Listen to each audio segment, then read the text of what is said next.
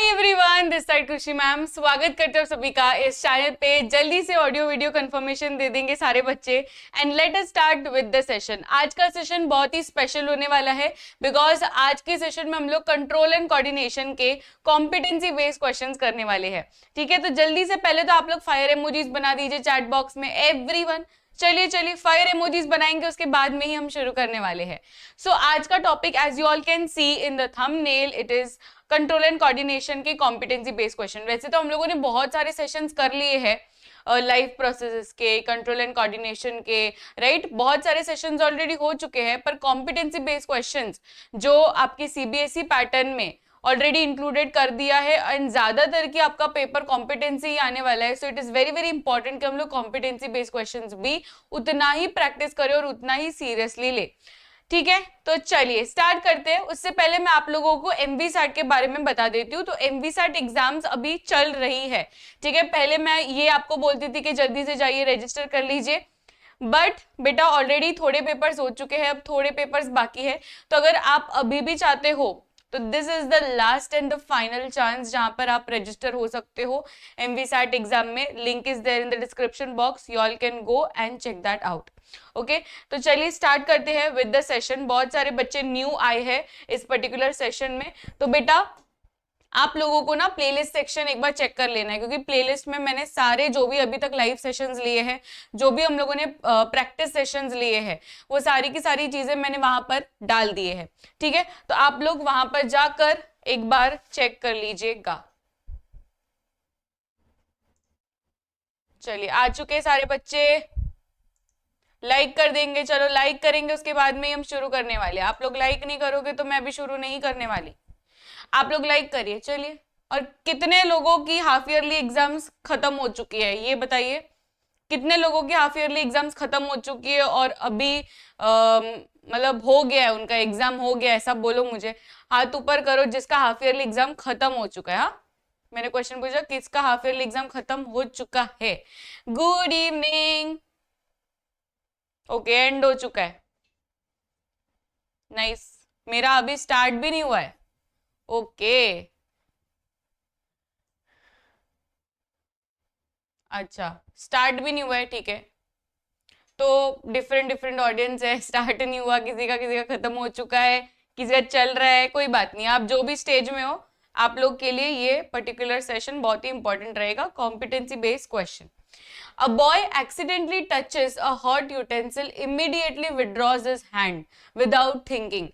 अब यहाँ पर सारे के सारे एमसीक्यूज नहीं है, there are competency based short answers. तो इसमें आपको प्रॉपरली सोचना है। हर एक क्वेश्चन में केस आएगा और वो केस को ध्यान से पढ़ना है और पहचानना है कि इसमें एग्जैक्टली क्या हो रहा है। तो इसमें एक्सीडेंटली अगर ऐसे टच किया और वो गर्म है तो उसने ऐसे हाथ हटा दिया, तो what type of action is this, which type of response is shown here? Everyone will tell me which type of action it is. Yes, the action which is demonstrated here is the reflex action, right? यहाँ पर हम क्या देख सकते हैं कि ये एक रिफ्लेक्स एक्शन है। रिफ्लेक्स एक्शन यानी क्या, कि अचानक से कोई भी चीज का रिस्पॉन्स देना। अगर आप रास्ते पे चल रहे हो और अचानक से बड़ी सी ट्रक आ रही है, आप रोड क्रॉस कर रहे हो और अचानक से बड़ी सी ट्रक आ रही है, आप तभी सोचने नहीं बैठोगे कि मुझे चलना चाहिए कि मुझे पीछे आना चाहिए। आप इंस्टेंटली डिसीजन लोगे और वहां से हट जाओगे, राइट। तो that is something which we do not think about, it is very very instant. So इसे हम कहते हैं reflex action. Name the pathway involve. Reflex action का जो पाथवे होता है बेटा, जहां पर जो रिसेप्टर्स होते हैं वो सबसे पहले लेते हैं इम्पल्सेस, राइट, स्टिमुलस लेते हैं, उसके बाद में वो लास्ट में जाता है मसल्स या तो ग्लैंड्स के पास। तो ये पूरा जो पाथवे है उसका नाम क्या है everyone? Reflex action and reflex arc में डिफरेंस है कि नहीं, कि दोनों सेम है? दोनों सेम है क्या? नहीं, दोनों सेम नहीं है। रिफ्लेक्स एक्शन मतलब एक्शन एंड रिफ्लेक्स एक्शन का पूरा पाथवे मतलब रिफ्लेक्स आर्क। तो रिफ्लेक्स आर्क इसका नाम होगा। क्या होगा ये? Reflex arc. और ये क्या है? Reflex action. तो दोनों में कंफ्यूज नहीं होना। रिफ्लेक्स आर्क मतलब पूरा पाथवे के रिसेप्टर्स है, रिसेप्टर से फिर सेंसरी न्यूरॉन के पास गया, फिर सेंसरी न्यूरॉन से सीएनएस के पास गया, वो जो हम लोग पूरा पाथवे बनाते हैं ना उसको हम बोलते हैं रिफ्लेक्स आर्क। एंड जो एक्शन कर रहे हैं उसको हम बोलते हैं रिफ्लेक्स एक्शन। ठीक है, दोनों में डिफरेंस है। Why does the brain becomes aware of the pain after the withdrawal? तब भी के लिए, वो मोमेंट ऑफ टाइम के लिए तो हट गया हाथ, पर उसके बाद में वहां पर गरम लगता है, चटका आया रहेगा तो चटके का भी निशान लगता है, तो वो सब चीज जो पेन है वो बाद में हमको रियलाइज होते हैं। तो बाद में क्यों रियलाइज होता है? ब्रेन को तब भी क्यों नहीं समझते है, उसके बाद में क्यों समझता है? क्या रिफ्लेक्स एक्शन में ब्रेन आता नहीं है? आपका आंसर क्या होगा? रिफ्लेक्स एक्शन में ब्रेन कोई मतलब यूज नहीं करता है? ब्रेन यूज होता है कि नहीं होता है रिफ्लेक्स एक्शन में? क्या लगता है आप लोग को, रिफ्लेक्स एक्शन में ब्रेन का यूज है? यस, रिफ्लेक्स एक्शन में ब्रेन का यूज है ही नहीं, तो फिर तभी आपका ब्रेन अगर काम ही नहीं कर रहा है रिफ्लेक्स एक्शन में, तो काहे का आपको सिग्नल मिलेगा, है कि नहीं? तो रिफ्लेक्स एक्शन जो होता है, it is not controlled by brain, it is controlled by dash. Everyone, चलिए स्पैमिंग हो जानी चाहिए शुरू। Reflex action is not controlled by brain, it is controlled by dash. Reflex action brain से कंट्रोल नहीं होता है, रिफ्लेक्स एक्शन स्पाइनल कॉर्ड से कंट्रोल होता है। Very good. रिफ्लेक्स एक्शन जो होता है ये स्पाइनल कॉर्ड से कंट्रोल होता है, ब्रेन से कंट्रोल नहीं होता है। तो आंसर यही है, रिफ्लेक्स आर्क, जिसे हम पाथवे कहते हैं, रिफ्लेक्स एक्शन, और यहाँ पर spinal cord controls the reflex action and not the brain. समझ में आ रहा है? तो ऐसा एमसीक्यू आ सकता है। A farmer sprays, next question on the screen, एकदम ध्यान से केस बेस्ड क्वेश्चन एकदम अच्छे से पढ़ना। A farmer sprays a high dose of hormone on his tomato crop. After few days, the fruits drop off prematurely before ripening. Which plant hormone could be responsible for this effect? यहाँ पर क्या हुआ है ना, अचानक से वो tomato, मतलब कच्चा टमेटो था, उसको स्प्रे किया और फिर वो राइपन होने से पहले ही झड़ गया, पहले ही वो गिर गया। तो उसका मतलब क्या है, कौन सा ये हार्मोन स्प्रे किया गया है, आपको बताना है।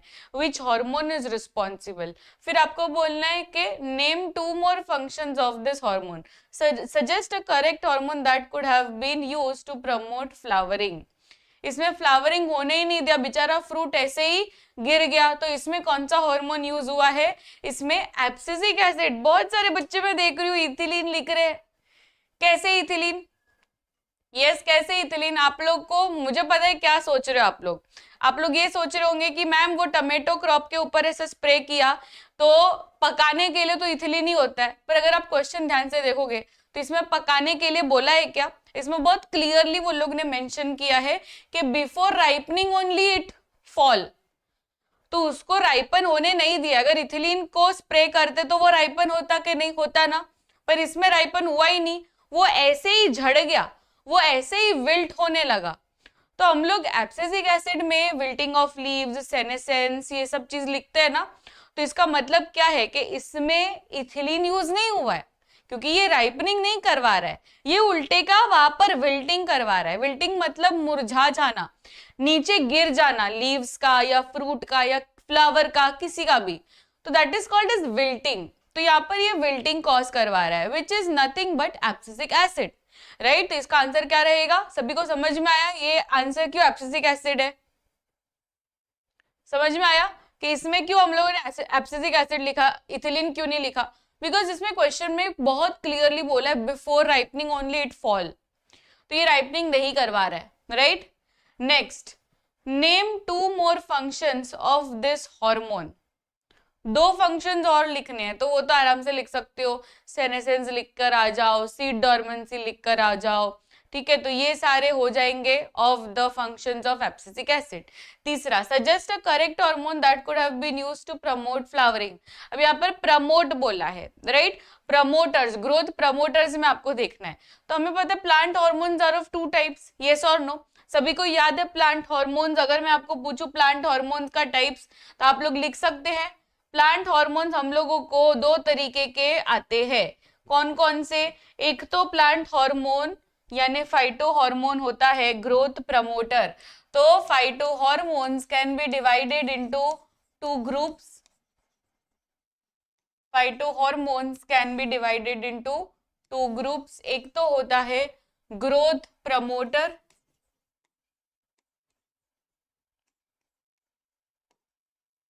एक तो होता है ग्रोथ प्रमोटर, यानी उसके प्लांट के ग्रोथ को प्रमोट करने वाला, एंड सेकेंड होता है ग्रोथ इनहिबिटर।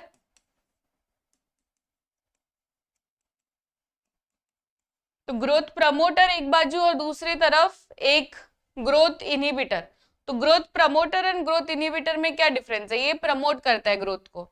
इसमें कौन कौन से हॉर्मोन्स आते हैं? Everyone in the chat box, growth promoter में हम लोग कौन कौन से हॉर्मोन्स लिखते हैं? एवरीवन, चलिए सारे बच्चे लिखेंगे चैट बॉक्स में। Each and everyone who is watching live, everyone will write what are the growth promoters.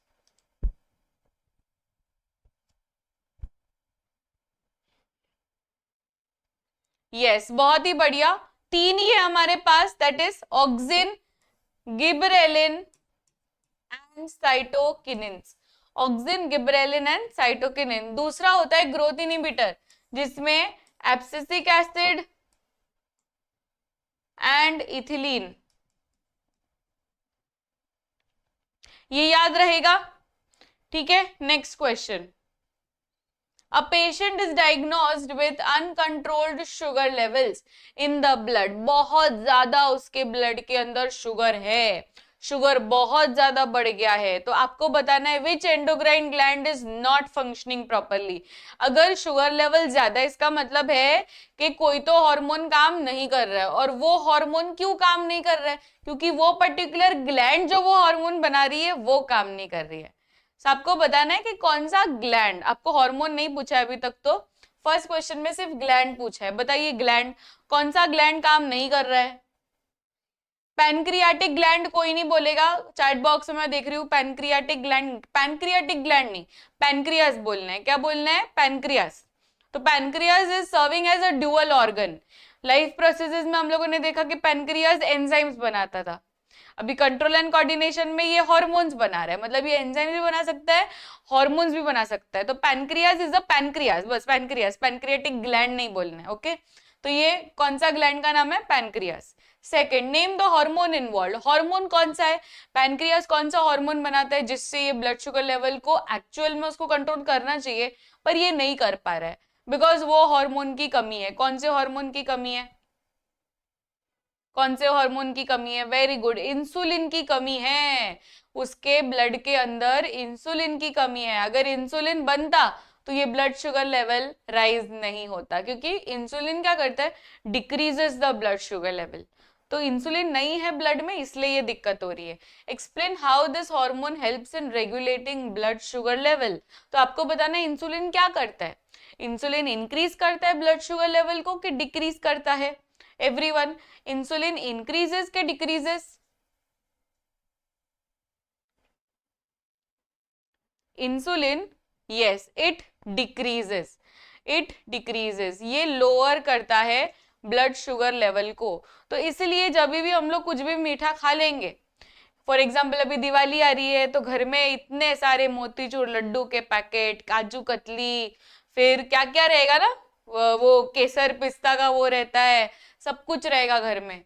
तो जैसे ही आप कुछ भी मिठाई खाओगे तो हमारा ब्लड शुगर लेवल बढ़ जाता है, पर वो ब्लड शुगर लेवल हमेशा बड़ा नहीं रहेगा, because as soon as the sugar goes inside our blood, pancreas एकदम अलर्ट हो जाता है और वो इंसुलिन बनाने लगता है, because insulin is there for reducing the blood sugar level. ठीक है, तो ये बहुत इंपॉर्टेंट है, इंसुलिन हार्मोन बहुत ज्यादा इंपॉर्टेंट है। तो इसलिए ये हार्मोन क्या करता है? Decreases the blood sugar level. तो insulin lowers the blood sugar level, जिससे ना वो सेल्स को देता जाता है। तो जो भी सेल्स है उनको शुगर लगता रहता है, तो they keep giving that. A gardener wants the growth of his ornamental plants to be bushy. He pinches off the tips of the plants regularly. Which plant hormone's effect is being suppressed?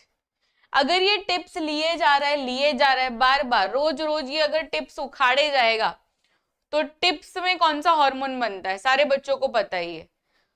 Shoot tips, root tips में कौन सा hormone बनता है जिससे वो stem भी height में बढ़ेगा और रूट भी हाइट में बढ़ेगा, उसका लेंथ बढ़ेगा? तो टिप्स में कौन सा रहता है? वेरी गुड, ऑक्सिन रहता है। तो auxin is there for the shoot tips and the root tips. What is this effect called? इससे क्या होगा? अपाइकल डोमिनेंस होगा, राइट, अपाइकल डोमिनेंस, ठीक है। ये आप लोगों को इतना नहीं है, एनसीईआरटी में नहीं है, तो ये अगर नहीं भी आता दैट इज ऑल्सो फाइन, क्योंकि अपाइकल डोमिनेंस थोड़ा सा हाई लेवल हो गया, 11th स्टैंडर्ड थोड़ा, तो ये अगर मतलब नहीं आता तो भी it's fine. Name another hormone that promotes cell elongation, ये आपको आना चाहिए। सेल इलोंगेशन के लिए एक और हार्मोन आपको बताना है। Yes, gibberellin, very good. तो देखो, ऑक्सिन, गिबरेलिन एंड साइटोकिनिन, ये तीनों क्या है, ये ग्रोथ प्रमोट करने के लिए, राइट। तो ऑक्सिन सेल इलोंगेशन करता है, फिर गिबरेलिन स्टेम इलोंगेशन करता है। पर इवन स्टेम के अंदर सेल्स तो है ही ना, तो वो भी तो स्टेम इलोंगेशन कर रहा है, तो सेल इलोंगेशन भी तो कर ही रहा है, राइट, समझ में आ रहा है। तो गिबरेलिन इज अनदर हार्मोन जो कि सेल इलोंगेशन कर रहा है। Next competency based question, a student observe that in a dark room the shoots of the potted plants placed near a window bend towards the light. अभी यहाँ से खिड़की खुली है और सनलाइट आ रहा है पूरा, तो वो प्लांट है ना ऐसा बेंडिंग दिखा रहा है, तो आपको बताना है कि what is this phenomena called, which hormone plays a role in this. ये बेंडिंग ऑफ स्टेम आखिर कौन से हार्मोन से आता है, और ये फेनोमेना मतलब कोई तो देखो मूवमेंट है, कौन सी मूवमेंट है ये आप लोग मुझे बताओगे। ये ट्रोपिक मूवमेंट है, यस ये ट्रोपिक मूवमेंट है। ये नेस्टिक मूवमेंट्स तो नहीं है, बिकॉज नेस्टिक मूवमेंट में ग्रोथ नहीं होता है, इसमें तो ग्रोथ हो रहा है प्रॉपरली, एंड इसमें ये जो ग्रोथ हो रहा है ये टूवर्ड्स द लाइट हो रहा है।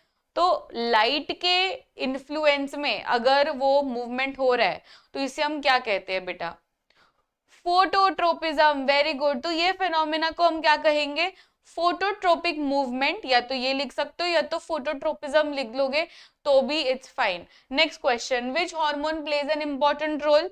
ये जो बेंडिंग है ये हमारे एनसीईआरटी में प्रॉपर पैराग्राफ के फॉर्म में दिया है कि बेंडिंग ऑफ स्टेम या बेंडिंग ऑफ द प्लांट ये क्यों है, because of the presence of auxin. Auxin hormone जो रहता है वो शर्मिला है, लाइट से बहुत शर्मिला है, तो अगर यहां से लाइट आ रही है तो वो दूसरे साइड भाग जाता है सारा का सारा ऑक्सिन, और अगर सारा ऑक्सिन ये बात जो जमा होने लगा तो यहाँ पे लोड बढ़ जाएगा, राइट, इसलिए ये धीरे धीरे धीरे धीरे बेंडिंग दिखाता है। तो ऑक्सिन इज द हार्मोन जो कि रोल प्ले करता है। Explain the mechanism of bending, तो बस यही 4 लाइन में लिख के आना जो एनसीईआरटी में ऑलरेडी गिवन है, सेम चीज कि जो ऑक्सिन होता है वो लाइट सेंसिटिव रहता है, वो टूवर्ड्स द शेडी रीजन आ जाएगा, मतलब जहां से लाइट आ रही है वहां से निकल के वो छाव वाले एरिया में चला जाएगा और सारा ऑक्सिन वहां पे भर जाएगा, और फिर धीरे ही धीरे प्लांट पे लोड आएगा and it will start bending towards the light. Assertion reason आपके स्क्रीन पर, एसर्शन रीजन भी ये कोई ऐसे सादा एसर्शन रीजन नहीं है, ये सारे के सारे पीवाईक्यूज है जो ऑलरेडी क्वेश्चंस आ चुके हैं एग्जाम में, ठीक है। तो question is on your screen, assertion, reflex actions are controlled by the spinal cord, क्या ये सही बात है, reflex action spinal cord control करता है, एकदम सही बात है, कुछ इसमें गलत नहीं है। Reflex action require quick responses to protect the body. Reflex action क्या क्विक होता है कि स्लो होता है, क्विक होता है, एकदम क्विक होता है, यस और नो, एकदम ही ज्यादा क्विक होता है, आपको जरा भी सोचने का टाइम नहीं मिलता है, तो it is very very quick. And ये क्विक क्यों है, बिकॉज उसको स्पाइनल कॉर्ड कंट्रोल करता है, यस और नो, ये एक्सप्लेनेशन है कि ये क्विक क्यों है, क्योंकि ये स्पाइनल कॉर्ड से कंट्रोल हुआ है। क्योंकि अगर ब्रेन कंट्रोल करता ना, तो ब्रेन का काम क्या है, सोचना, तो जैसे ही आप ब्रेन को कुछ भी करने दोगे वो सोचने बैठेगा कि अच्छा मुझे चटका लगा है तो मैं क्या करूं, चटका लगा है तो क्या करना चाहिए, हटाना चाहिए हाथ के रखना चाहिए, कितना गर्म है चटका, ज्यादा गर्म है कि कम गर्म है, तो ये सारे क्वेश्चंस अगर ये पूछने लगा ब्रेन तो हो ही गया, हमारा हाथ जल के राख हो जाएगा। तो इसलिए कोई भी ऐसा एक्शन जिसमें क्विक रिस्पॉन्स नीडेड है आप ब्रेन तक ये बात नहीं लेके जा सकते, क्योंकि यहाँ पर स्पाइनल कॉर्ड कंट्रोल कर रहे हैं ना, इसलिए रिस्पॉन्सेस बहुत ही ज्यादा क्विक है। So that is why our correct option will be option A. दोनों स्टेटमेंट सही है और इसका ये करेक्ट एक्सप्लेनेशन भी दे पा रहा है। नेक्स्ट क्वेश्चन, असर्शन है gibberellins help in breaking seed dormancy, breaking बोला है, ब्रेकिंग मतलब ये अगेंस्ट है सीड डॉर्मेंसी के, सही बात है एकदम, यस सीड डॉर्मेंसी के अगेंस्ट है, ये तो एकदम सही बात है, क्योंकि सीड डॉर्मेंसी एब्सिसिक एसिड यानी ग्रोथ इनहिबिटर करवाता है, गिबरेलिन ग्रोथ प्रमोटर है, तो ये सही बात है। They promote the conversion of starch into sugars, yes ये सही है, बहुत ही बढ़िया, इसमें भी दोनों स्टेटमेंट सही है एंड ये करेक्ट एक्सप्लेनेशन भी दे पा रहा है। The medulla of the brain controls voluntary movements of muscles. ध्यान से देखो स्टेटमेंट, आप लोग आराम आराम से पढ़ो। मेड्यूला, मेड्यूला याद है, मेड्यूला हाइंड ब्रेन का हिस्सा। तो मेड्यूला कंट्रोल्स वॉलेंट्री मूवमेंट्स बोल रहा है, वॉलेंट्री कब से होने लगा भाई? मतलब medulla is known for involuntary, जैसे कि ब्रीदिंग हो गया, सलाइवेशन हो गया, वॉमिटिंग हो गया, ये सारे जो इनवॉलेंट्री एक्शंस है इसमें मेड्यूला को अवार्ड मिल रखा है। वॉलेंट्री में उसका कुछ भी रोल नहीं है। तो मेड्यूला वॉलेंट्री करे यही बहुत मतलब अजीब सी बात है, तो ये गलत है। Medulla regulates heart beat, breathing, involuntary actions, ये सही है राइट ये वाला सही है कि मेड्यूला इनवॉलेंट्री कर रहा है, हार्ट रेट कर रहा है, सलाइवेशन, वॉमिटिंग, ब्लड प्रेशर, ये एनसीईआरटी में गिवन है सारे वर्ड्स, तो ये सही है। Medulla is known for involuntary, ये कभी भी वॉलेंट्री एक्शंस को नहीं करता है, वो सिर्फ और सिर्फ फोर ब्रेन करता है। तो इसमें A is false and R is true. इसका मतलब क्या है, कौन सा ऑप्शन, ऑप्शन बोलिए कौन सा ऑप्शन लग रहा है, कौन सा ऑप्शन लग रहा है? रेड डॉट स्पैमिंग करोगे रिमूव हो जाओगे, लास्ट वार्निंग।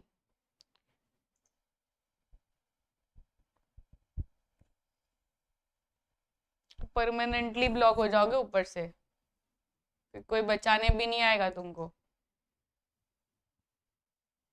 चलिए सारे बच्चे लाइक कर दीजिए। यस वेरी गुड, इसमें ऑप्शन डी आएगा, ठीक है, थोड़ा सा प्रिंटिंग मिस्टेक हो गया, इसमें ऑप्शन डी आएगा। इफ द सेरेबेलम, अभी बहुत ही बढ़िया सा क्वेश्चन है शॉर्ट आंसर्स में। तो इसमें क्वेश्चन क्या है, if the cerebellum of the brain is damaged what difficulty will he face. अब बेटा ये वाला आपको लग रहा होगा कि मैम ये कितना सिंपल क्वेश्चन है, पर ये वाला जो सवाल है ना, ये one of the most most most repeated PYQ है। ऐसा कोई साल नहीं गया है जिसमें सेरेबेलम के ऊपर एमसीक्यू ना आया हो, या सेरेबेलम के ऊपर शॉर्ट आंसर्स या असर्शन या कोई टाइप का क्वेश्चन ना आया हो, क्योंकि एक तो कोई तो टाइप का क्वेश्चन हम लोग जरूर से पूछते सेरेबेलम के ऊपर। So cerebellum you need to like learn it fully and बहुत इजी भी है। जैसे कि अभी 2024 में भी आपको शॉर्ट आंसर पूछ लिया था कि write two functions of cerebellum, तो इसमें दोनों पॉइंट्स लिखने के थे। तो इसमें क्या बोला है कि अगर सेरेबेलम निकाल दिया तो क्या क्या होगा, तो इसमें आपको इनडायरेक्टली यही लिखना है कि what are the functions of cerebellum. तो अगर सेरेबेलम निकाल दिया तो सेरेबेलम के क्या क्या फंक्शंस लूज हो जाएंगे, कि ये मेंटेन नहीं कर पाएगा posture and balance of the body, right, क्योंकि सबसे पहला पॉइंट तो हम लोग यही लिखते हैं कि it maintains posture and balance of the body. अब सारे बच्चे सेकेंड वाला पॉइंट बता दीजिए एक बार, एक पॉइंट तो मिल गया, maintains posture and balance of the body, right. अभी सेकेंड वाला बताइए।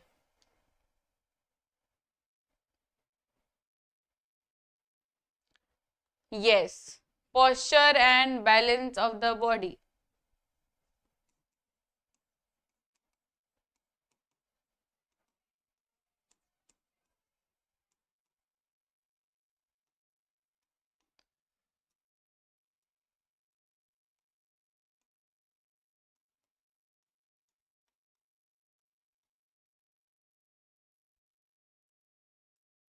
Second maintaining posture and balance of the body, and दूसरा क्या है, प्रिसीजन ऑफ वॉलेंट्री एक्शंस। क्या होगा ये, precision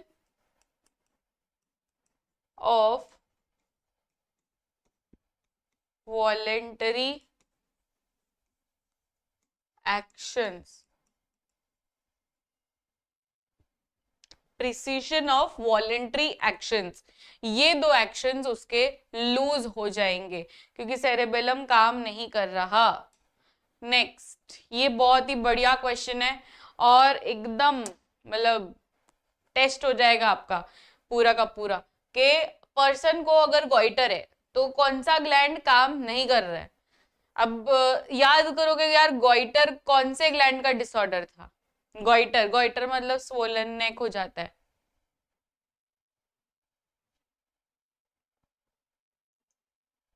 thyroid gland, yes, thyroid gland is affected. अब बच्चों थायराइड ग्लैंड काम नहीं कर रहा है तो कौन सा मिनरल का कमी है डाइट में जिससे थायराइड ग्लैंड काम नहीं कर रहा है? क्योंकि थायराइड ग्लैंड काम करेगा तो ही वो थायराइड हॉर्मोन्स बना पाएगा, राइट? तो जो थायराइड ग्लैंड है उसके वर्किंग के लिए कौन सा मिनरल इंपॉर्टेंट है? Iodine, very good. इसमें ना 2023 में एमसीक्यू आया था कि विच mineral deficiency causes the dysfunctioning of the thyroid gland, और ऑप्शन क्या क्या थे पता है? आयोडीन, आयरन, फिर आई से ही मतलब ऐसे आई वाले ही सारे मिनरल्स थे।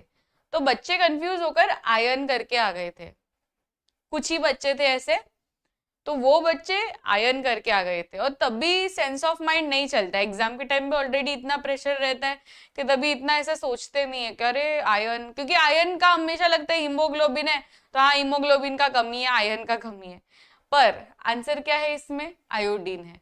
तो बहुत सारे बच्चे फिर पछता रहते कि यार ये मैंने क्या ही कर दिया, ये तो मुझे आता था। तो पर आप लोग ऐसा मिस्टेक मत करना, थायराइड ग्लैंड का पूछा है तो आयोडीन ही आना चाहिए, आयरन नहीं आना चाहिए, ठीक है? तो इसका आंसर क्या रहेगा? आयरन का नहीं, आयोडीन का डेफिशिएंसी है। Name the hormone that becomes imbalance, कौन सा हार्मोन है? Yes, it is thyroxine, it is thyroxine. Thyroxine hormone का कमी है, नहीं चल रहा है बराबर से, इसलिए थायराइड हार्मोन का हो रहा है। A football player suddenly gets hit on his knee, he immediately withdraws his leg, but after a few seconds he feels the sharp pain and cries out. जब उसको ऐसे लगने वाला था तभी तो उसने ऐसे पैर हटा दिया, पर उसके बाद में उसको बहुत पेन होने लगा। वो सेकंड में उसको नहीं हुआ पेन, क्योंकि जब भी वो पैर ऐसे हटा रहा था तभी पेन नहीं फील हुआ, उसके बाद में उसको रियलाइज हुआ कि मुझे तो बहुत पेन हो रहा है। तो why was the leg withdrawn so quickly, इतना जल्दी उसका पैर ऐसे हट कैसे गया? तब भी उसने नहीं सोचा क्या? यस, उसने नहीं सोचा, because that type of action is which action? Everyone, which action? That type of action is reflex action, very good, that type of action is reflex action. इसलिए उसके इतने क्विक रिस्पॉन्सेस थे और वो टाइम पे उसको समझा भी नहीं कि मुझे लग रहा है। Which part of the nervous system mediated the immediate response? Nervous system का कौन सा ऐसा हिस्सा है जो ऐसे एक्शंस को कंट्रोल करता है? Spinal cord, very good. Reflex action जो है it is controlled by spinal cord, and अगर आपको नर्वस सिस्टम पूछा तो spinal cord belongs to which type of nervous system everyone? क्योंकि ह्यूमन नर्वस सिस्टम दो तरीके के होते हैं, एक सीएनएस होता है, एक पीएनएस होता है, यानी central nervous system, peripheral nervous system. तो ये जो स्पाइनल कॉर्ड है ये कौन से नर्वस सिस्टम का पार्ट है? इट इज सीएनएस, यानी सेंट्रल नर्वस सिस्टम। तो सेंट्रल नर्वस सिस्टम अफेक्ट होता है। Why was the sensation of the pain delayed? इतना धीरे धीरे उसको कैसे रियलाइज हुआ कि अरे मुझे तो पैर दुख रहा है? वो जब भी ऐसा एक्शन कर रहा था तब भी क्यों नहीं दुख रहा था? बिकॉज वो एक्शन के टाइम पे ब्रेन छुट्टी पे था, ब्रेन काम नहीं कर रहा था, तो उसको नहीं समझ में आ रहा था कि मुझे एक्चुअल में दुख रहा है। पर जब एक्शन हो गया उसके बाद में ब्रेन आया पिक्चर में, और तभी उसको समझा कि अरे मुझे तो पैर में दुख रहा है, राइट? तो इसमें हम लोग क्या लिखेंगे कि reflex actions are controlled by spinal cord and brain is not the control centre, एंड इसलिए उसमें हम लोग को तभी समझता नहीं है कि क्या हो रहा है क्या नहीं हो रहा है। Which part of the nervous system finally processed the pain? कौन सा नर्वस सिस्टम ये सारा पेन डिटेक्ट करता है? दैट इज पीएनएस, यानी पेरिफेरल नर्वस सिस्टम, बिकॉज उसमें सारे के सारे ये आते हैं, नर्व्स आते हैं जिससे आपका पेन रिसीव होता है। A group of students performed an experiment in which they placed a potted plant horizontally in the dark. ठीक है, उसने क्या किया? उल्टा रखा potted plant को, और ये आपके एग्जाम्पलर में क्वेश्चन है। ये वाला जो क्वेश्चन है ना, ये एनसीईआरटी एग्जाम्पलर का क्वेश्चन है, ध्यान से देखो। After 2 days, the root curved downwards and the shoot curved upwards. अब उसको क्या लगा? देखो ये रूट है उसका, ठीक है, ये रूट है उसका, तो हम लोग जब भी प्लांट को देखते हैं तो ऐसा होता है ना, प्लांट तो प्लांट का जो शूट है वो ऊपर जाता है और रूट है वो नीचे जाता है। अभी उसको करना था एक्सपेरिमेंट के सचमुच में वो लाइट के टुवर्ड्स जाता है, सचमुच में ये पानी के तरफ जाता है कि नहीं। बिकॉज अगर सचमुच में जाता तो ये रूट जो है ये ऐसे नीचे जाने चाहिए, राइट, बिकॉज पानी नीचे है। अगर ये ऐसे ऐसे जाए और ये वाला जो शूट है मतलब स्टेम है वो अगर ऐसे ऐसे जाए तो फिर ये लोग पास नहीं हुए, राइट। अगर ये रूट ऐसे नीचे जाए, ऐसे बेंड करके नीचे जाए और ये जो शूट है ये सब बेंड होके ऐसे ऊपर जाए तो वो रियल टेस्ट में पास हो गया। क्योंकि यहाँ पे सनलाइट है तो ये सनलाइट में सचमुच में वो अट्रैक्टेड है, और यहाँ पे नीचे पानी है तो वो सचमुच में जा रहा है पानी की तरफ, राइट। तो इसने यही चीज देखी कि after 2 days the roots curved towards downwards and the shoot curved upwards, which tropic movement was observed. इसमें कौन सा ट्रोपिक मूवमेंट हुआ है? 2 ट्रोपिक मूवमेंट हुए हैं बेटा, राइट। एक तो इसका हुआ है और एक तो रूट का हुआ है। दोनों के ट्रोपिक मूवमेंट्स का आंसर दीजिए मुझे चैट बॉक्स में।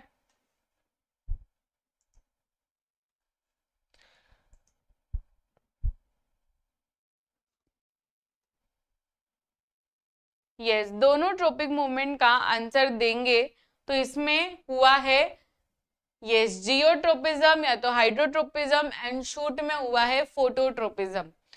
Next, which hormones were responsible for these movements. तो इसमें कौन से हॉर्मोन्स है? इसमें कौन से हॉर्मोन्स है? इसमें ऑब्वियसली ऑक्सिन हार्मोन है।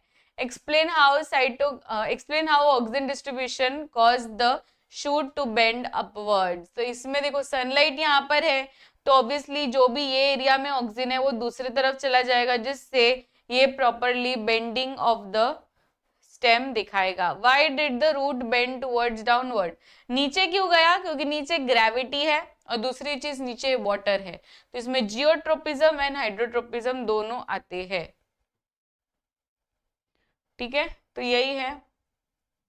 A 40-year-old man suffered an injury in his brain accident. After recovery, he noticed that he could not maintain his body balance and had difficulty in walking properly. ये balance maintain नहीं कर पा रहा है। अब आप लोग सोचिए जरा कि अगर बॉडी बैलेंस मेंटेन नहीं कर रहा है तो इसका मतलब है कि कौन सा part of the brain is affected, क्योंकि maintaining posture and balance of the body is the function of, very good, it is the function of cerebellum, right. तो इसका सेरेबेलम नहीं काम कर रहा है इसलिए ये चीज हो रही है। तो विच part of the brain was likely damage? तो इसमें आंसर आएगा cerebellum. What is the main function of this brain part? ये सेरेबेलम का क्या क्या फंक्शन है?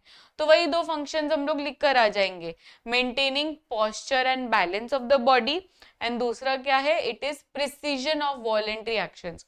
ये भूलना मत, okay. Why were his memory and intelligence not affected?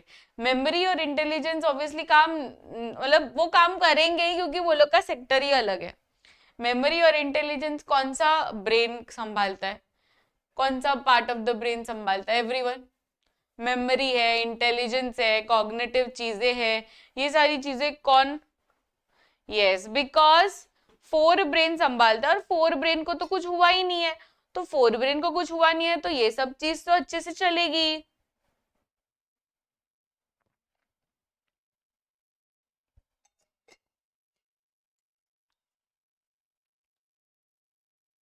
बहुत ही बढ़िया, 4 ब्रेन को तो कुछ हुआ ही नहीं है तो ये तो अपना काम करेगा ही। During summer when water is scarce, scarce मतलब कम, plants close their stomata to reduce water loss. Which plant hormone is responsible for stomatal closure? तो ये जब भी बहुत ही ज्यादा धूप होती है ना तो स्टोमेटा बंद हो जाते हैं, क्योंकि अगर खुले रखेंगे ना तो सारा का सारा पानी जो उसका है वो निकल जाएगा। तो ये क्लोजिंग ऑफ द स्टोमेटा कौन करवा रहा है? इट इज एब्सिसिक एसिड, ठीक है। Why is this mechanism vital for survival? ये अगर नहीं होता, चलो मान लेते एब्सिसिक एसिड बोलता कि मैं तो अब से आपका स्टोमेटा बंद नहीं करने वाला हूँ, तो स्टोमेटा अगर ओपन रहेगा तो सारा का सारा पानी निकल जाएगा और एक दिन plant will be dehydrated and वो प्लांट मर भी सकता है। तो इसलिए ये स्टोमेटा का क्लोज करना बहुत इंपॉर्टेंट है। How would excess application of this hormone affect plant growth?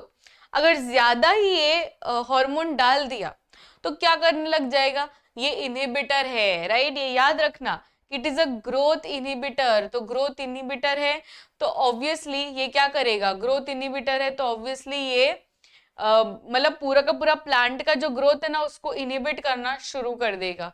तो ये चीज तो है, ज्यादा यूज नहीं करना चाहिए इसलिए। A person thyroid gland is under active, ठीक है, मतलब काम नहीं कर रही है, जो थायराइड ग्लैंड है ना उनकी, वो काम नहीं कर रही है, प्रोड्यूसिंग लेस थायरोक्सिन हार्मोन कम बना रही है। What symptoms would this person show? क्या सिम्टम्स शो करेंगे?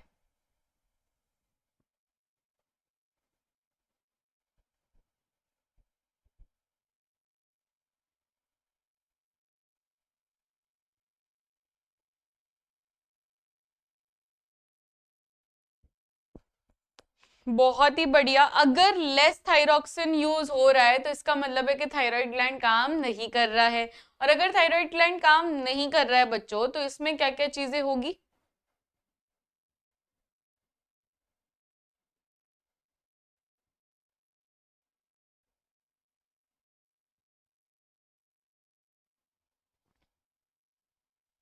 Very good.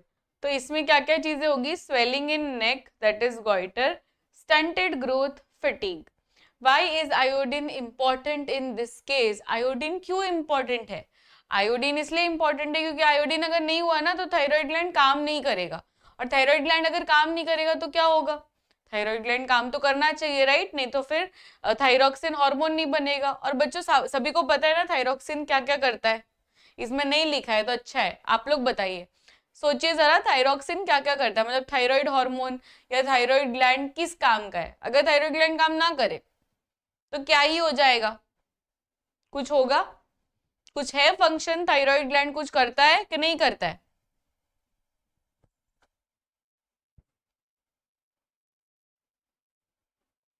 क्या करता है ये? What is the function?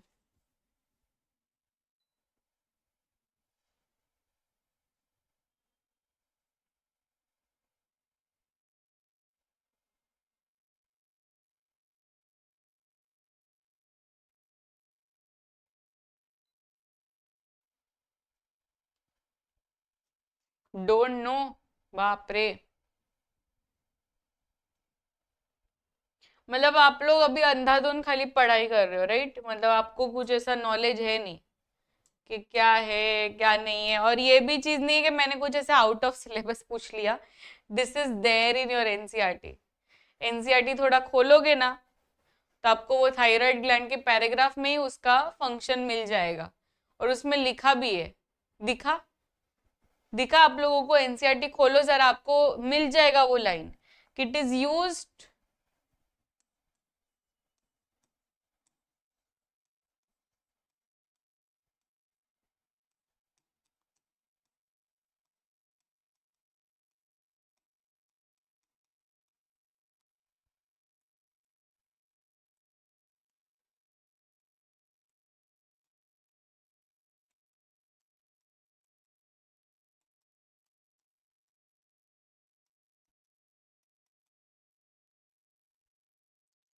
2 metabolise carbohydrate, fat and protein.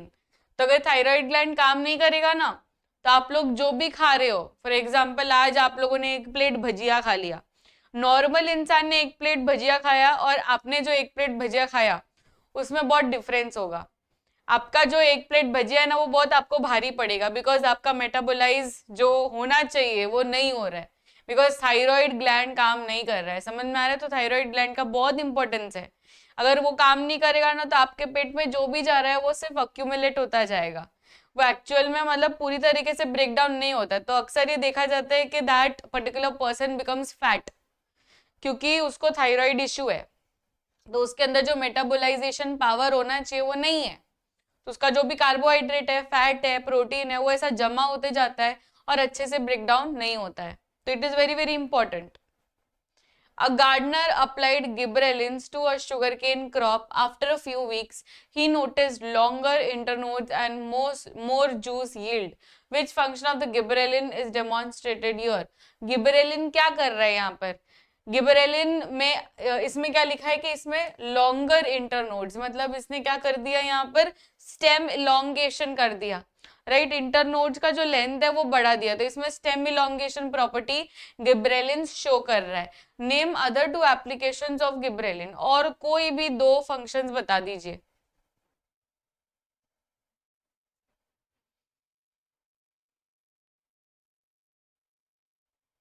बहुत सारे है, राइट। ग्रोथ करता है, फिर फ्लावरिंग करवाता है, मतलब बहुत सारा चीज लिख सकते हो।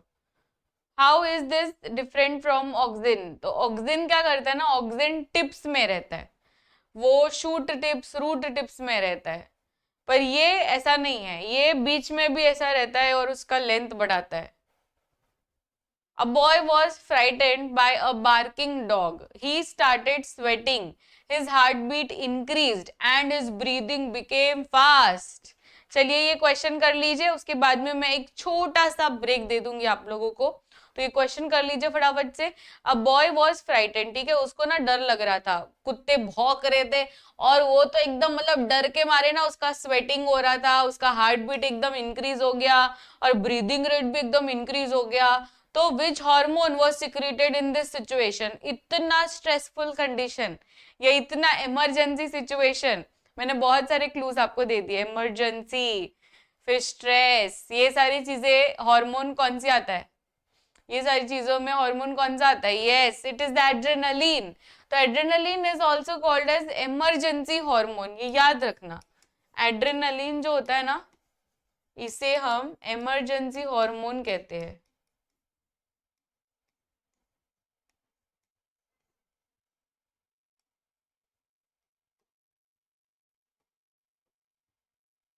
Emergency hormone. So which hormone was secreted in this situation?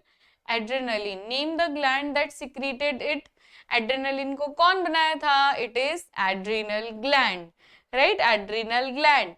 Why is this called as fight and flight hormone? इसे हम fight flight hormone भी कहते हैं, which came as an MCQ in 2025.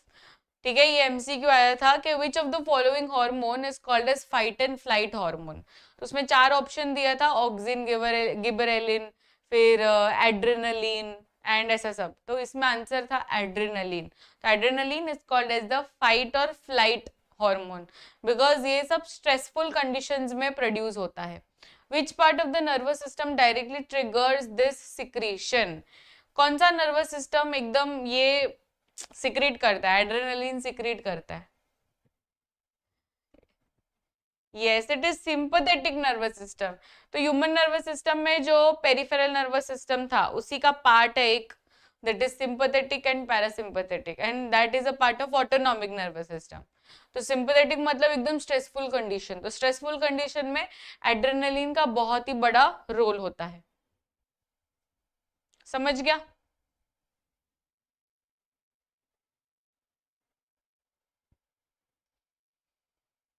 ठीक है, तो मैं आपको एक छोटा सा ब्रेक दे देती हूँ। आप लोग थोड़े ही टाइम में मुझे मिलिए। 10 minutes break for you guys.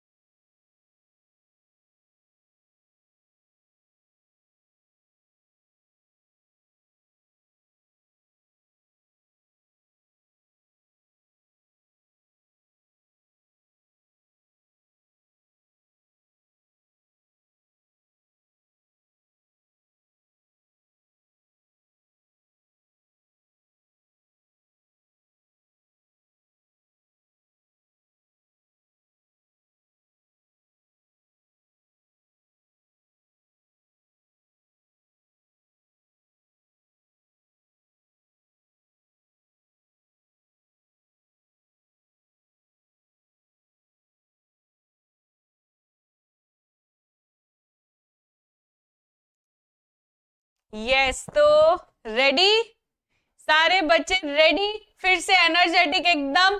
तो चलिए शुरू करते हैं फिर से। नेक्स्ट क्वेश्चन आ रहा है आपके स्क्रीन पर। A farmer used auxins in his crop field. He noticed that weeds यानी unwanted plant, जब भी कोई भी आप प्लांट उगाओगे ना तो साइड में आप लोग देखते हो कि छोटे छोटे एकदम छोटे छोटे रहते हैं, वो मेन प्लांट नहीं है पर वो अचानक से कोई ऐसे प्लांट रहते हैं, तो वो सारे जो होते हैं ना that is called as weeds. Weeds क्या करते हैं, दूसरे सारे जो मेन प्लांट है उसका न्यूट्रिशन वो लोग ले लेते हैं, तो मेन प्लांट को फिर डेफिशिएंसी फील होता है। But the crops plant survive. Why did the weeds die while crops survive? ऐसे weeds कैसे मर गए और वो जो रियल प्लांट था वो सर्वाइव कर लिया? Which property of auxin was used here? Name two uses of auxin in agriculture. auxin को डालेंगे तो weeds कम हो गए और ये बढ़ गया, ऐसा क्यों? Because बहुत ही बढ़िया, क्योंकि weeds absorb excess oxygen and grew uncontrollably, बहुत ज्यादा ही वो लोग ग्रो करने लग गए जिससे अचानक से ये डेथ हो जाएगी इनकी। Synthetic oxygen can act as selective weed killers. There are synthetic oxygen too, जो सिलेक्टिव ऐसे टारगेट करेंगे ना तो उनको, वही प्लांट्स को वो मार सकते हैं। Inducing root formation in cutting, preventing premature fruit drop. A man is not able to produce enough insulin. अब चलिए यहाँ पर क्वेश्चन बहुत ही अच्छा है।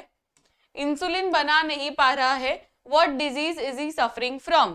अगर इंसुलिन की कमी है बेटा तो जो भी वो शुगर खाएगा वो शुगर एज इट इज रहेगा ब्लड में, right, and blood sugar level अगर इंक्रीज रहेगा तो which kind of disease is he suffering from? उसको क्या है, उसको डायबिटीज है। वेरी गुड, उसको डायबिटीज है, बिकॉज डायबिटीज में जो इंसुलिन रहता है वो इंसुलिन बहुत ही कम हो जाता है एंड ब्लड शुगर लेवल बहुत ज्यादा होता है, सो इसलिए इसमें इंसुलिन की कमी होने की वजह से उसके पास डायबिटीज है। What would be the symptoms? Symptoms क्या क्या रहते हैं डायबिटीज में?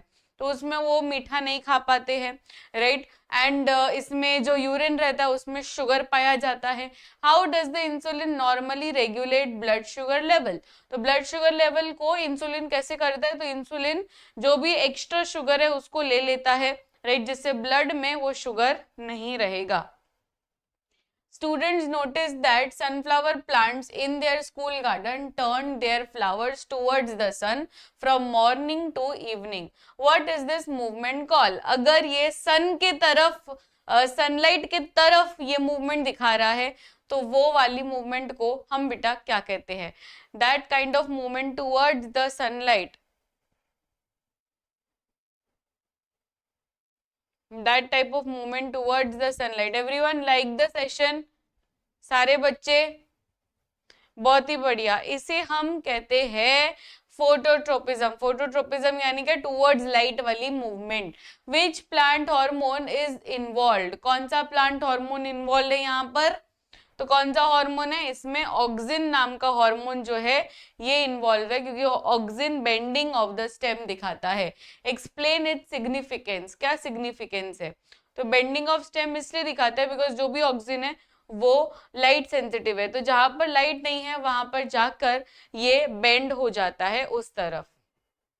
Next question, assertion reason again. अब ध्यान से देखिए, बहुत ही इंपॉर्टेंट एसर्शन रीजन है। Again this is a PYQ assertion reason. Adrenaline increases heart rate and breathing rate. Adrenaline increase करता है क्या हार्ट रेट और ब्रीदिंग रेट? यस। अगर अचानक से कोई इमरजेंसी आ गई तो तभी के तभी एड्रेनालिन एकदम इंक्रीज हो जाता है, तो वो इंक्रीज तो करता ही है, हार्ट रेट, ब्रीदिंग रेट, सारी चीजें। It prepares the body for emergency situation. Yes, ये इमरजेंसी में ही काम करता है, तो इसमें कौन सा ऑप्शन आएगा?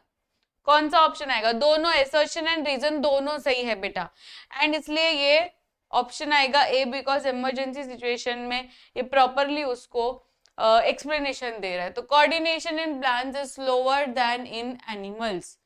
Coordination in plants is slower then in animals, क्योंकि एनिमल्स में नर्वस सिस्टम है पर क्या प्लांट्स के पास नर्वस सिस्टम है? नहीं, प्लांट के पास सिर्फ और सिर्फ हॉर्मोन्स है जिससे वो अपना कोऑर्डिनेशन कर लेते हैं, एंड हार्मोन वाला coordination takes a little longer time as compare to the nervous system. Plants do not have nervous system and use as chemical signals. तो इनके पास नर्वस सिस्टम नहीं रहता है, वो सिर्फ और सिर्फ केमिकल्स पे डिपेंडेंट है. इसमें आंसर क्या रहेगा? यस, इट इज ऑप्शन है, क्योंकि दोनों स्टेटमेंट सही है और ये इसको प्रॉपरली एक्सप्लेन भी कर पा रहा है. The pituitary gland is known as the master gland. ये सही है. यस, बिकॉज पिट्यूटरी ग्लैंड अपना हार्मोन तो बना ही रहा है, पर ये दूसरे जो भी ग्लैंड्स है ना वो उसको भी कंट्रोल करता है. बताइए कौन है पिट्यूटरी ग्लैंड, कौन सा हार्मोन बनाता है? एवरीवन, वो हार्मोन का नाम बताइए.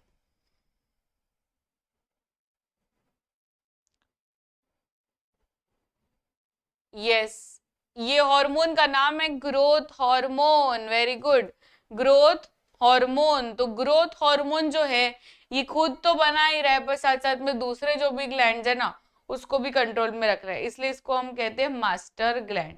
Cerebrum controls voluntary action. Cerebrum voluntary actions को कंट्रोल करता है. ये सही बात है. यस, ये सही बात है, क्योंकि सेरेब्रम बोला है, सेरेबेलम नहीं बोला, सेरेब्रम बोला, तो ये सही है. Cerebrum regulates heart rate and breathing.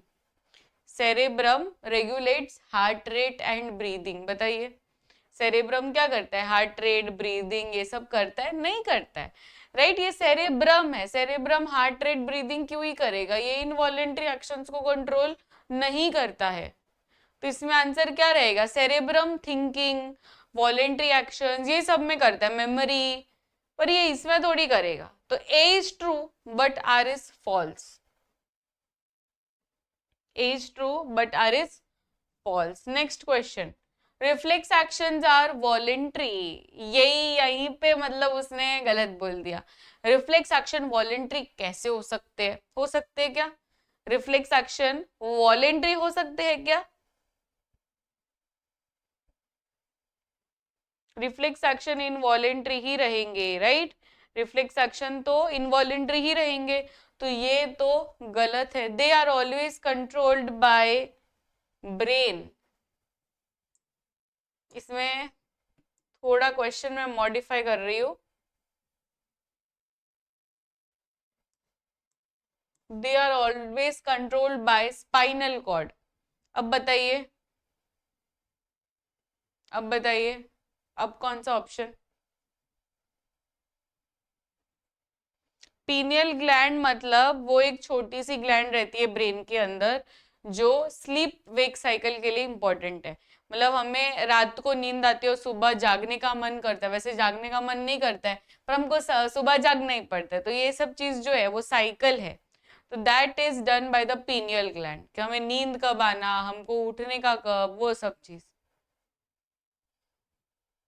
तो इसमें क्या आएगा?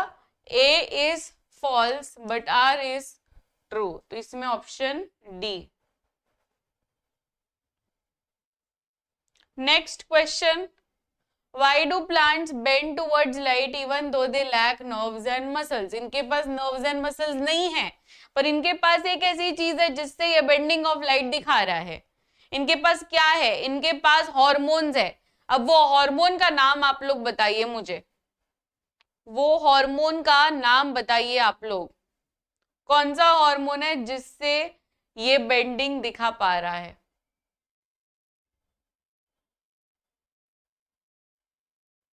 It is auxin. Very good, it is auxin. Auxin से ही ये बेंडिंग हो पा रहा है. A boy met with an accident and his spinal cord was injured. Even though his legs were intact, he could not walk. आप समझ रहे हो क्वेश्चन को कि एक एक्सीडेंट हुआ, उसका स्पाइनल कॉर्ड ना पूरा मतलब ऐसा टूट फूट गया और उसका लेग्स एकदम सही सलामत था, तो भी वो चल नहीं पा रहा था. ऐसा क्यों? क्या स्पाइनल कॉर्ड और लेग्स का कुछ कनेक्शन है? बहुत ज्यादा कनेक्शन है. सिर्फ लेग्स के साथ नहीं, पूरे बॉडी के साथ स्पाइनल कॉर्ड का कनेक्शन है, क्योंकि स्पाइनल कॉर्ड से ही नर्व्स निकलते हैं. यहाँ पे स्पाइनल कॉर्ड है तो यहाँ से बहुत सारे नर्व्स निकलते हैं, यहाँ से भी बहुत सारे नर्व्स निकलते हैं, और ये सारे नर्व्स अपने ऑर्गन्स में और अपने हर एक सेल के यहाँ पे जाते हैं. तो this is very very important, इसके बिना कोई भी चीज नहीं हो सकती है। तो spinal cord is very very important. अगर स्पाइनल कॉर्ड को कुछ हुआ ना तो अपनी नर्व्स काम नहीं करेगी, और अपनी नर्व्स अगर काम नहीं की तो अपने ऑर्गन्स भी काम नहीं करेंगे, जिससे पैरालिसिस ऑफ लेग्स हो जाएगा, क्योंकि नर्व्स ही काम नहीं कर रहे। Why is it important that we cannot consciously control our heartbeat or breathing? कभी heartbeat कंट्रोल किया है? नहीं किया, राइट होगा भी नहीं। हम लोग मरते दम तक हार्टबीट को कंट्रोल नहीं कर सकते कि थोड़ा सा हार्ट स्लो धक धक कर या थोड़ा सा फास्ट धक धक कर, ये हम लोग नहीं कर सकते हैं। और ब्रीदिंग भी इनवॉलेंट्री, हाँ हम लोग deep breath and short breath कर सकते हैं, पर हम लोग उसको एकदम से रोक नहीं सकते हैं, या हम लोग एकदम से उसको एकदम कंट्रोल नहीं कर सकते, because these both are involuntary actions, these both are involuntary actions, these cannot be controlled by our will because these are vital involuntary processes. If they were under conscious control तो इसमें risk हो जाएगा, या कभी कभी हम लोग भूल जाएंगे। फॉर एग्जाम्पल अगर ब्रीदिंग वॉलेंट्री होता या हार्ट बीट वॉलेंट्री होता तो अभी हम लोग तो कितना सारा मतलब बिजी रहते पूरे दिन, ऐसे भूल जाएंगे तो कि चलो हार्ट बीट नहीं किया चलो हार्ट बीट कर लेते, या श्वास नहीं लिया हम लोग सांस ले लेंगे। ये सब चीज अगर हम लोगों ने खुद कंट्रोल करना शुरू कर दी ना तो half of the times we will forget and then we will die. तो इसलिए ये वॉलेंट्री में नहीं रहता, ये इनवॉलेंट्री में रहता है, ताकि हमको टेंशन कम हो जाए। A plant kept in a room was found to bend towards one side. After investigation, it was found that the light was entering the room from window only at that side. Explain the mechanism. अब यहाँ पर आपको वही question पूछा है, वो थोड़े से डिफरेंट तरीके से आपको सिर्फ बोलना है what kind of movement is this? What kind of movement is this? इसमें मूवमेंट तो हुआ है पर what kind of movement?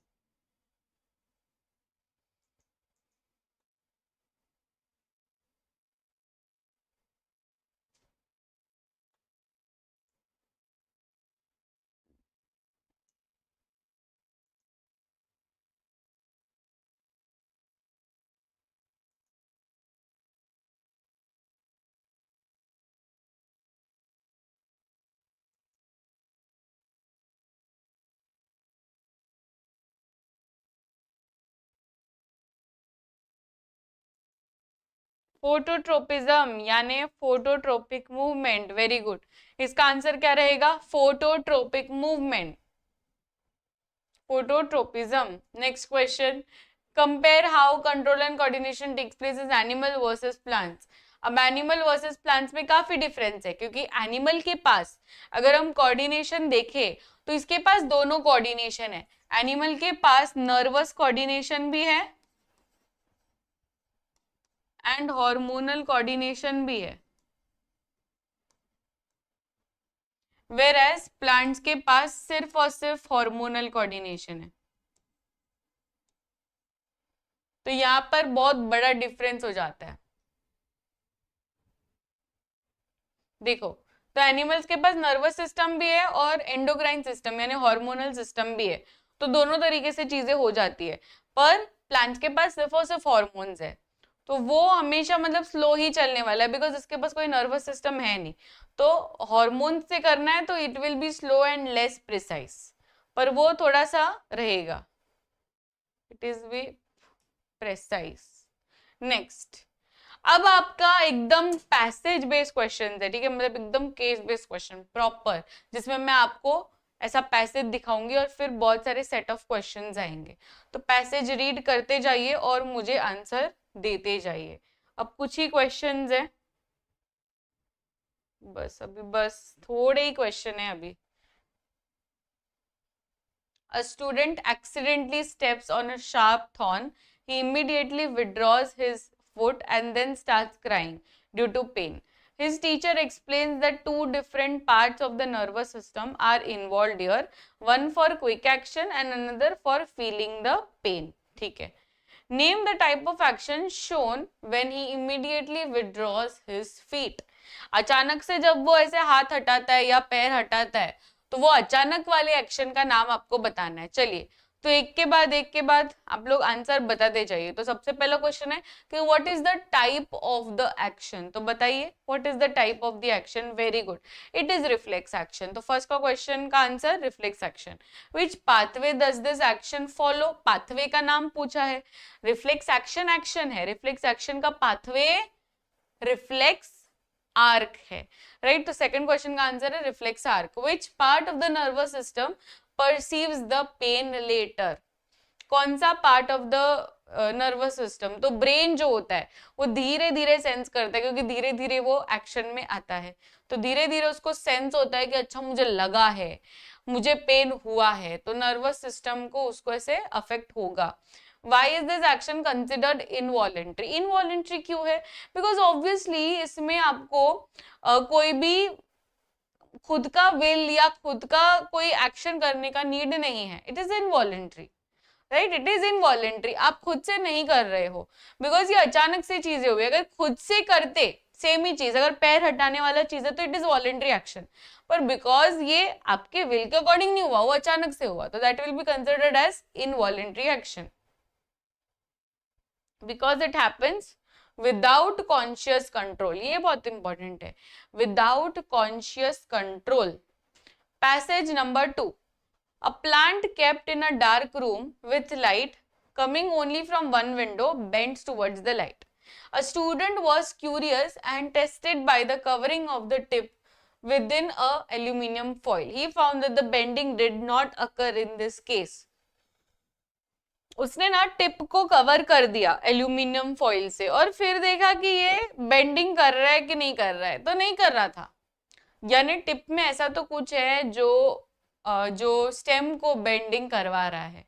बताइए ये कैसा हुआ, मतलब नॉर्मल प्लांट है वो बेंडिंग दिखा रहा है, पर नॉर्मल प्लांट के टिप में अगर मैंने एल्यूमिनियम फॉइल डाल दिया तो वो नहीं दिखा रहा है, ऐसा क्यों?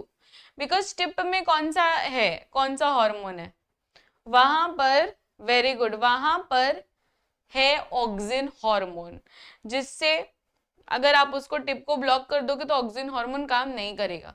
Which phenomena is observed when the uncovered plant bend towards light? Uncovered plant bend towards light, बताइए।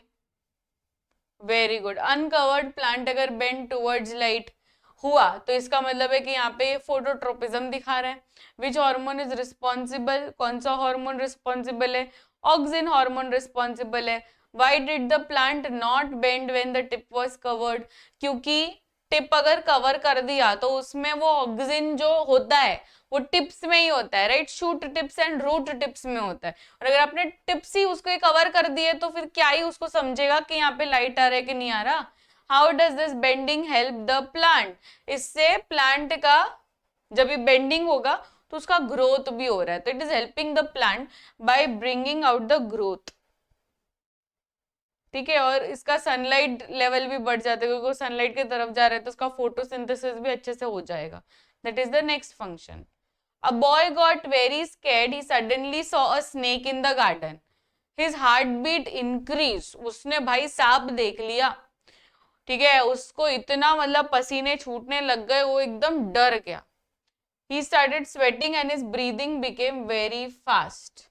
Which hormone is secreted in this condition? बताइए, जब भी मतलब इतनी इमरजेंसी सिचुएशन यानी फ्लाइट एंड फ्राइट वाली सिचुएशन आएगी तो कौन सा हार्मोन प्रोड्यूस होता है? Dash is called as the emergency hormone. चलिए ये एमसीक्यू बहुत बार आया है। Dash is called as the emergency hormone. Emergency hormone adrenaline, right, adrenaline. फिर नेक्स्ट है नेम द ग्लैंड रिस्पॉन्सिबल। तो एड्रेनलिन को कौन बनाता है? एड्रेनलिन को एड्रेनल ग्लैंड्स बनाते हैं, राइट, एड्रेनल ग्लैंड्स बनाते हैं। कहाँ पे प्रेजेंट है? ये किडनी के ऊपर प्रेजेंट है, सभी को पता है, ये किडनी के ऊपर वैसे प्रेजेंट रहते हैं, हैप्पी बर्थडे कैप जैसा, है ना। हम लोग ऐसा कैप पहनते हैं ना किसी का बर्थडे रहता है तो वैसे किडनी ने भी ऐसे हैप्पी बर्थडे कैप पहना है, और उससे हम कहते हैं adrenal gland. Why is this hormone called fight and flight hormone? क्योंकि फाइट एंड फ्लाइट वाली कंडीशन में ये प्रोड्यूस होता है। जब भी फाइट करने का मौका या कभी भी ऐसी इमरजेंसी सिचुएशन आती है तो हमारे पास 3 ऑप्शंस होते हैं, या तो उस सिचुएशन से लड़ लो यानी फाइट, या तो उस सिचुएशन से उड़ जाओ यानी फ्लाइट, उड़ जाओ, या तो उस कंडीशन में डरते रहो, that is fright. Which part of the nervous system activates this gland, कौन सा नर्वस सिस्टम एक्टिवेट हो जाता है? यस, यहाँ पर सिंपैथेटिक नर्वस सिस्टम एकदम एक्टिवेट हो जाता है, क्योंकि इसमें एकदम स्ट्रेस वाली कंडीशंस आ जाती है। बस अब लास्ट के 2 क्वेश्चन है, एकदम ध्यान से आप लोग करना, बिकॉज इसमें मिस आउट नहीं करना है। लास्ट के 2 question. A gardener pinched the tips of the rose plants regularly. After few weeks, he observed the plant became more bushier. तो वो रोज ऐसा पिंच करता था टिप्स को, तो टिप्स में क्या है, कौन सा हार्मोन प्रोड्यूस हो रहा है? ऑक्सिन प्रोड्यूस हो रहा है। तो इससे ये प्रॉपरली प्लांट का जो हार्मोन इफेक्ट है वो हम लोग कौन सा सप्रेस कर रहे हैं? विच प्लांट हार्मोन इफेक्ट वो सप्रेस। अगर आप किसी के टिप्स रोज रोज काट दोगे तो टिप्स में ऑक्सिन प्रोड्यूस हो रहा है, राइट? तो ऑक्सिन क्या करता है? लेंथ बढ़ाता है, पर हमें लेंथ नहीं बढ़ाना है, हमें ऐसा बढ़ाना है, राइट? तो लेंथ अगर आप नहीं बढ़ाओगे तो टिप्स अगर काट दोगे तो ऑक्सिन जो हार्मोन टिप्स में होता है वो अपना काम करना बंद कर देगा। तो इसमें कौन से प्लांट हार्मोन का हम लोग सप्रेस कर रहे हैं? हम लोग ऑक्सिन का सप्रेस कर रहे हैं, क्योंकि ऑक्सिन हमेशा लेंथ बढ़ाएगा और हमको लेंथ नहीं बढ़ाना है, राइट? तो ऑक्सिन का लेंथ मतलब ऑक्सिन का इफेक्ट जो है वो कम कर रहे हैं। What is the effect called? It is called as apical dominance, right? Which hormone promotes cell elongation? Auxin cell elongation करता है, ये तो मतलब बच्चे को पता है। Why do farmers pinch tips of the plant? Because tips में ऑक्सिन है and वो हमें नहीं चाहिए। डॉक्टर्स एडवाइस, ये आप लोगों का लास्ट है, last question. Doctors advise a patient with high blood sugar level to take insulin के injection daily. The patient asked why his body could not regulate sugar naturally. तो उसको ना डायबिटीज है, ठीक है, और डॉक्टर के पास गए तो डॉक्टर ने बोला तुमको अभी से रोज ऐसा इंसुलिन का शॉट्स लेना पड़ेगा, मतलब इंसुलिन के इंजेक्शन लेने पड़ेंगे, तब जाके आप कुछ खा सकते हो। बिकॉज किसी भी खाने में कार्बोहाइड्रेट तो रहने ही वाला है, राइट? और carbohydrate increases the blood sugar level. तो उसको ये जानना है कि मेरे में ऐसी क्या कमी है, which gland is not functioning properly. वो पूछ रहे हैं आपको कि मेरे में क्या कमी है, दोस्तों बताइए उसमें क्या कमी है, कौन सा ग्लैंड उसमें काम नहीं कर रहा है। उसके अंदर पैनक्रियास काम नहीं कर रहा है, उसके अंदर क्या कमी है? पैनक्रियास काम नहीं कर रहा है। Which gland is not functioning? तो pancreas is not functioning. Name the hormone involved, hormone कौन सा है भाई? पैनक्रियास कौन सा हार्मोन बना रहा है जिससे ये डायबिटीज हो रहा है? उसको वो नहीं बना पा रहा है इंसुलिन, इसलिए तो उसको डायबिटीज हो रहा है। तो which hormone is involve? Diabetes. How does this hormone normally regulate blood sugar? Normally कैसे ये ब्लड शुगर करता है? By pancreas by producing insulin. तो इंसुलिन जैसे ही आता है ना वो सारा एक्स्ट्रा ब्लड शुगर लेवल को ले लेता है, पर इसमें इंसुलिन नहीं बन पा रहा है तो ये काम नहीं हो पा रहा है। Name one disease caused by access secretion of this hormone. अगर कुछ ज्यादा ही सिक्रीट हो गया तो क्या होगा? यस, क्या होगा? हाइपोग्लाइसेमिया, जो बहुत ही मतलब कम है, बहुत रेयर है, बिकॉज इंडिया जैसे कंट्री में तो ये मतलब बहुत रेयर हो जाता है कि इंसुलिन बहुत ज्यादा है, ऐसा तो मतलब मैंने सुना भी नहीं है। और ये ज्यादातर की पता है किस में होता है? जो ज्यादा फास्टिंग करते हैं। बिकॉज हम लोग जब भी फास्टिंग करते हैं, कोई भी व्रत रखते हैं, तो बहुत लंबे टाइम तक कुछ नहीं खा रहे हैं, तो तभी जो शुगर लेवल है ना बहुत कम हो जाता है। तो at that moment of time this hypoglycaemia happens, नहीं तो ऐसा सच कुछ होता नहीं है। And this was it for this particular video, for this particular lecture. Thank you so much everyone. तो आज हम लोगों ने कई सारे कॉम्पिटेंसी बेस्ड क्वेश्चंस करे, बहुत ज्यादा, राइट? हम लोगों ने मतलब मेरे को नंबर नहीं पता पर बहुत सारे कर लिए, 50+ किए है उतना पता है। तो 50+ हम लोगों ने बहुत कम टाइम में कर लिए, 1 घंटे के अंदर। That is like a huge achievement for us.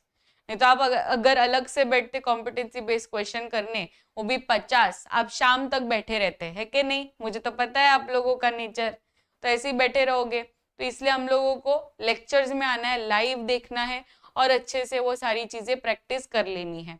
So this side कृषि मैम साइनिंग ऑफ। अब मैं आप लोगों का लेक्चर लूंगी नेक्स्ट वीक, जिसमें हम लोग वीक क्विज करने वाले हैं, ठीक है? तो क्विज हम लोग खेलेंगे बढ़िया तरीके से, एसिड बेस एंड सॉल्ट्स का वीक क्विज होने वाला है ट्यूसडे को, so be ready, okay. So I will see you all in the next video. सारे बच्चे कमेंट कर लेंगे, स्टार स्टार बना देंगे, ओके, एंड लाइक कर देंगे सेशन को। So I will see you all in the next video. Till then keep smiling, take care, bye everyone.